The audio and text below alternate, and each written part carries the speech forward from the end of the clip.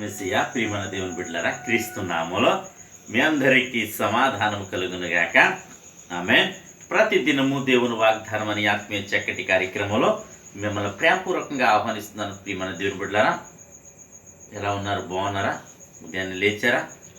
ప్రార్థన చేసుకున్నారా? కాసేపైనా మీరు వాక్యాన్ని చదువుకున్నారా?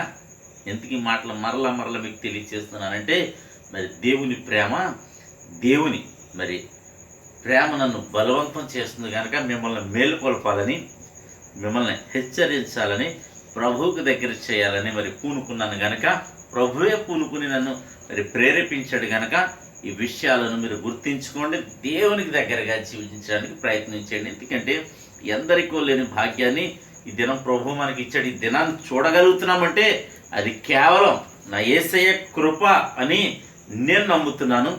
మీరును నమ్మండి.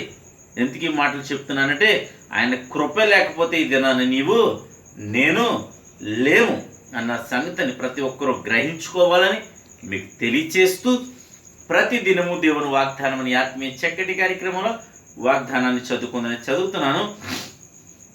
సంఖ్యాకాండము 6వ అధ్యాయము 24వ వచనం. యెహోవా నిన్ను ఆశీర్వదించి నిన్ను కాపాడునుగాక. దేవునికి స్తోత్రం, హల్లెలూయా. దైవజనుడైన మోషే ద్వారా ఈ గ్రంథాలు 5 గ్రంథాలు మోషే రాయడం జరిగింది కనుక మోషే రాస్తూ ఏమంటున్నాడంటే, యెహోవా నిన్ను ఆశీర్వదించి నిన్ను కాపాడునుగాక. నిన్ను ఈ దినం కాపాడడానికి నిన్ను ఆశీర్వదించడానికి తన వాగ్దానాన్ని ఈ దినాన్ని నీకు అందిస్తున్నాడు కనుక, ప్రియమైన దేవుని బిడ్డలారా, ప్రతి ఒక్కరూను ఎన్నో ఇబ్బందులు రావచ్చు, ఎన్నో శ్రమలు రావచ్చు, ఎన్నో ఇరుకులు రావచ్చు, అలాగే అవమానాలు, నిందలు, పోరాటాలు రావచ్చు. నాన్న వారి నిన్ను విడిచిపెట్టవచ్చు. సమస్తము కోల్పోయిన స్థితిలో ఈ దినం ఒకవేళ నువ్వు ఉండొచ్చు.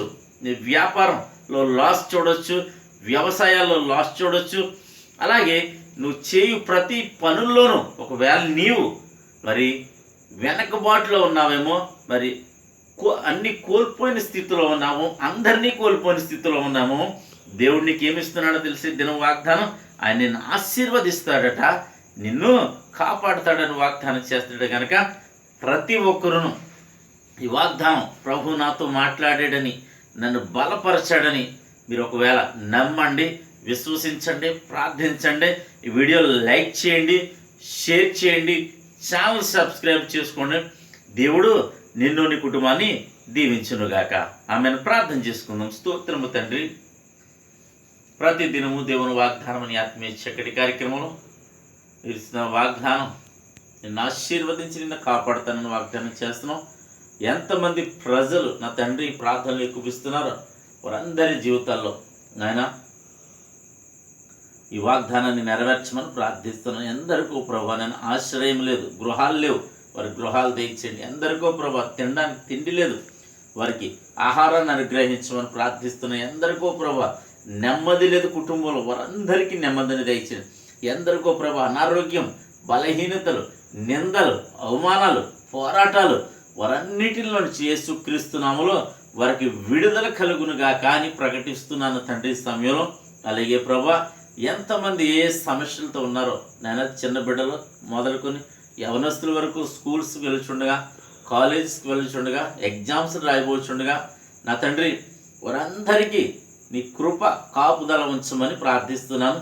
నీ దీవెనలు బిడ్డలకు దయచేయమని ప్రార్థిస్తున్నాను. మా గ్రామాన్ని జ్ఞాపకం చేసుకోండి, మా రాష్ట్రాన్ని జ్ఞాపకం చేసుకోండి, మా దేశాన్ని జ్ఞాపకం చేసుకోండి. మా నాయకులు, మంత్రులు, అధికారులు, నాయన పోలీస్ వ్యవస్థ, నాయన వైద్యులు అనేక మంది ఉన్నారు ప్రభు. అందరినీ నాయన వారి వారి వృత్తుల ప్రకారం ప్రభు వారిని దీవించి మంచి జ్ఞానం ఇచ్చి పాలించే కృపను వారికి దయచేయమని ప్రార్థిస్తున్నాను. అలాగే ప్రభు నేను భారతదేశాన్ని కూడా కాచి కాపాడమని, సరిహద్దుల్లో నెమ్మదిని దయచేయమని ప్రార్థిస్తున్నాను.